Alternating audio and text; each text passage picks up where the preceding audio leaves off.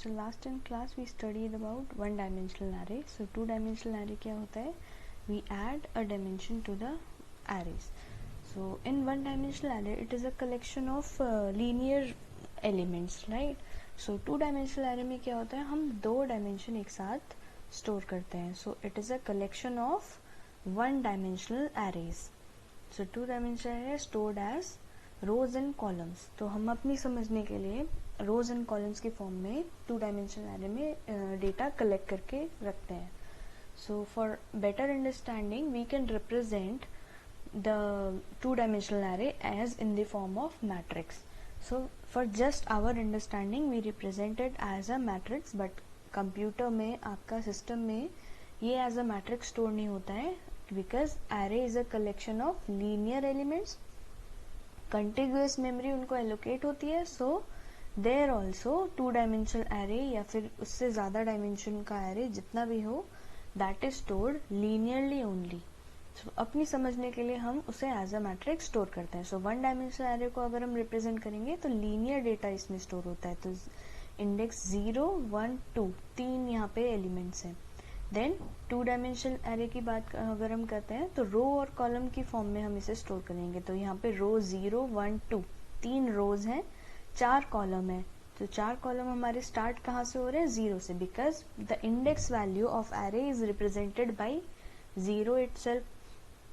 तो भले ही यहाँ पे 4 कॉलम है, आपकी इंडेक्स वैल्यू रिप्रेजेंट होगी कॉलम्स की 0 से लेस देन 4 तक, यानी कि 3 तक. लाइकवाइज आपकी डायमेंशन और भी इंक्रीज हो सकते हैं in your array. So for example हम एक स्टूडेंट का डेटा स्टोर कर रहे हैं एंड स्टूडेंट के मैथ्स के मार्क्स और पीपीएस के मार्क्स, दो सब्जेक्ट के मार्क्स हमने स्टोर करे हैं according to the roll number. तो यहाँ पे क्या हुआ, दो फील्ड आपको स्टोर करनी होगी एक स्टूडेंट के लिए. So that will represent as in the form of row and column. 60 students हैं, 60 स्टूडेंट्स के दो कॉलम बनेंगे, एक मैथ्स के मार्क्स का और एक पीपीएस के मार्क्स का. तो 60 rows and 2 column each for 60 students. Let us come to two dimensional array in detail. तो होता क्या है two dimensional array? We can store the collection of 1D array in 2D. So इसको हम declare कैसे करेंगे? जैसे हम एल्जेब्रिक नोटेशन से जब इसे रिप्रेजेंट करते हैं तो मैट्रिक्स की फॉर्म में रिप्रेजेंट करते हैं, रोज और कॉलम्स की फॉर्म में. बट अगर हम मेमोरी की बात करें, कंप्यूटर की बात करें, तो हम कैसे डिनोट करेंगे? First of all we will mention the data type, then the array name, then number of rows and number of columns. यहाँ पे मैंने एक एग्जाम्पल लिया है, int B of size 2 and 3. तो 2 यहाँ पे रोज रिप्रेजेंट करेगा और 3 यहाँ पे कॉलम्स रिप्रेजेंट करेगा. सो अगर मुझे इसमें कंपाइल टाइम इनिशियलाइज करना है, so I can store first row with in curly braces and second row with in curly braces. Each row is representing a 1D array. तो 1D एरे को हम एक कर्ली ब्रेसेस के अंदर रखेंगे, then separated by comma I can represent second row. So it is a collection of multiple one dimensional arrays. So indexes हम अगर represent करें 2D एरे का, तो इंडेक्सेस हमारी स्टार्ट होंगी 0 से. So this is the data of some value that I want to store. इस data में 3 रोज हैं और 4 कॉलम्स हैं. तो रोज हमारी कहाँ से स्टार्ट होगी? 0, 1, 2 से. कॉलम्स कहाँ से स्टार्ट होंगे? 0, 1, 2, 3. तो टोटल आपका क्या होगा? अगर 3 रोज हैं तो लेस देन 3 तक आपकी रोज चलेंगी, एंड अगर 4 कॉलम है तो लेस देन 4 तक आपके कॉलम चलेंगे. तो we can access any value by referring to that row और कॉलम. अगर मुझे यहाँ पे 6 को एक्सेस करना है तो 6 को मैं कैसे एक्सेस कर सकती हूँ? By referring to this row 1 and column 3. So यहाँ पे मैंने यहाँ पे लिखा हुआ है value at index 1, 3. So it will represent row 1 and column 3. तो यहाँ पे वैल्यू 6 आपकी एक्सट्रैक्ट हो जाएगी. तो individually 1 by 1 we can extract by referring to the index value of row and column of each member. Now memory allocation कैसे होगी इसकी? सपोज यही 3 रो और 3 कॉलम मैंने लिए हैं एक वैल्यू स्टोर करने के. Now this value will store the elements like this. Index value सबसे पहले 0 0 रिप्रेजेंट कर रहा है पहली रो का पहला column, then value at 0 1 represent कर रहा है पहली रो का दूसरा एलिमेंट जो कि 16 है, then value at 0 2 third element. Likewise एक रो के एलिमेंट आपके यहाँ पे स्टोर हो गए, देन दूसरी रो पे आपका कंपाइलर जाएगा, तो linearly it will store the values. First the first row will be stored, then the second row and then the third row. तो एक एक करके आपकी ये वैल्यूज, इंडेक्स वैल्यूज इसके अकॉर्डिंग ही स्टोर होंगी, रो वाइज आपकी वैल्यूज स्टोर होंगी मेमोरी में। In storage allocation of array, contiguous memory is allocated to all the array elements. So declaration पे आता है। डिक्लेरेशन हम कैसे करेंगे? First of all mentioning the data type, then variable name, then the number of rows and the number of column. Example, मैंने एक integer लिया हुआ है b नाम का जिसमें 2 रो हैं और 3 कॉलम है। The name of array is b, the type of array element is int, the dimension of array is 2 row, मतलब 2 डायमेंशन यहाँ पे गिवन है, rows and columns. The number of elements और the size of array you can say, कितने total elements इस matrix में store हो सकते हैं, that is rows into column। तो 2 into 3 टोटल 6 एलिमेंट्स इसमें स्टोर हो सकते हैं। 2 रो और हर एक रो में 3 एलिमेंट आपके स्टोर होंगे, तो total 6। Now let us come to initialisation. Compile time initialise अगर हम करते हैं 2D एरे को, so we can initialise either linearly, ये भले ही हमने within single curly braces store करा है, but it will be stored like जो आपने यहाँ पे मेंशन करा होगा इसका रो और कॉलम का ऑर्डर। सो अगर 2 3 यहाँ पे है, यानी कि 2 रो यहाँ पे एग्जिस्ट कर रही हैं, सो b एट 0 0 51 स्टोर होगा, देन b एट 0 1 52 स्टोर होगा, देन क्या होगा यहाँ पे दूसरी रो आपकी आएगी बिकॉज देन आपका तीसरा कॉलम आएगा, सो b एट 0 2 आपका तीसरी वाली स्टोर होगी। After that b at 1 0 again क्या होगा, दूसरी रो का स्टार्टिंग कॉलम आपका पहुंच जाएगा b एट 1 0 इंडेक्स, वहां पे वैल्यू स्टोर हो जाएगी 54 and so on. So last value आपकी स्टोर हो जाएगी b at 1 2, that will be 56। so दूसरा तरीका आपका ये है, use braces to separate rows in 2D array। हर एक रो को हम सेपरेट कर सकते हैं बाय यूजिंग कर्ली ब्रेसेस। तो एक रो में 3 कॉलम है, तो with in that curly braces आप ये कॉलम की वैल्यू रिप्रेजेंट कर सकते हो। सो this is a collection of 1D array। Now इस केस में हम क्या कर सकते हैं, अगर हम यहाँ पे वैल्यू कंपाइल टाइम प्रोवाइड कर रहे हैं, so we can skip the mentioning of number of rows here। implicitly क्या होगा, जो आप ये वैल्यू यहाँ पे डिक्लेयर करें नंबर ऑफ रोज की, वो अगर यहाँ पे नहीं लिख रहे हैं कंपाइल टाइम में, so compiler will see how many 1D array यहाँ पे कलेक्शन स्टोर है। सो 3 कॉलम ईच के हिसाब से यहाँ पे 4 रो हो रही हैं, तो 4 यहाँ पे compiler as the number of rows will take.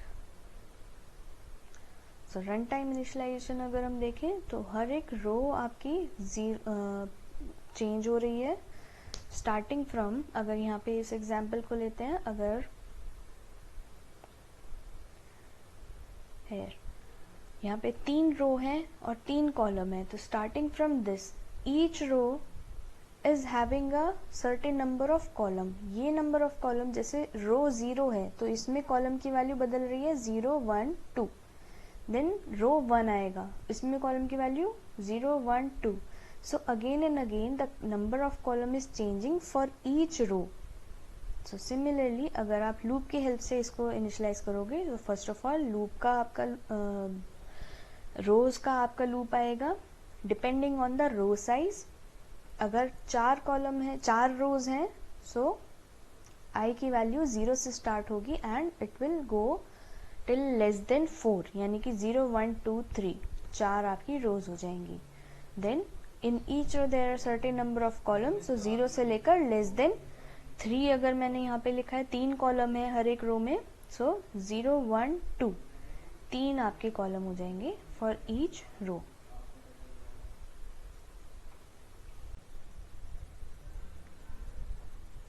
So in the similar way we can print the values of this array also.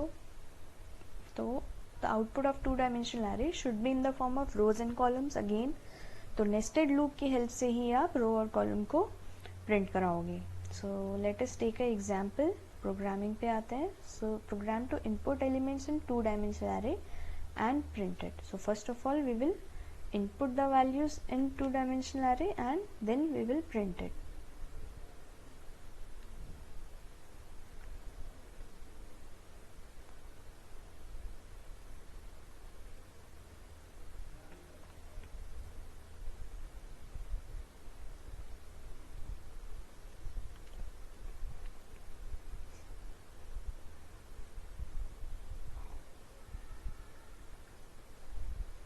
So first of all I will take the maximum size of this array. यानी कि यहाँ पे maximum एक value मैंने ले ली है 3 3.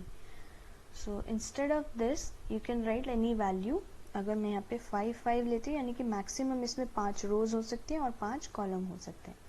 Then I will take a variable for inputting the order of the matrix. Order of the matrix हम user से input कराएंगे. So first of all we should know what is the order of the matrix. So first printf enter order.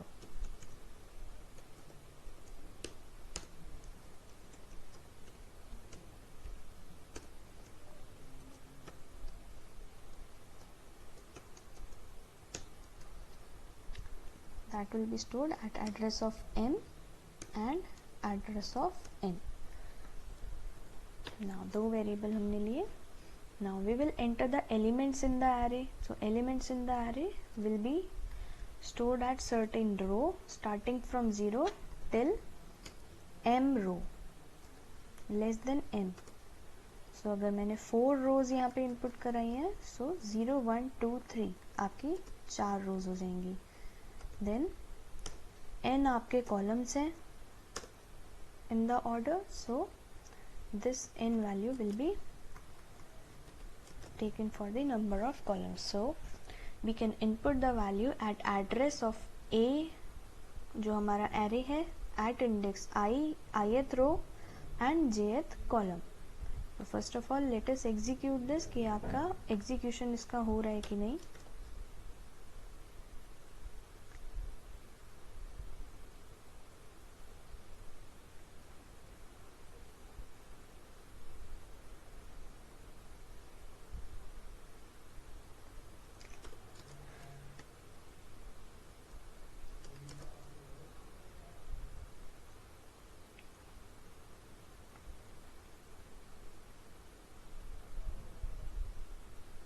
Now enter the order. First enter the order. यहाँ पे हम input कराते हैं suppose 2 by 2 की matrix मुझे input करानी है. So enter the number of elements.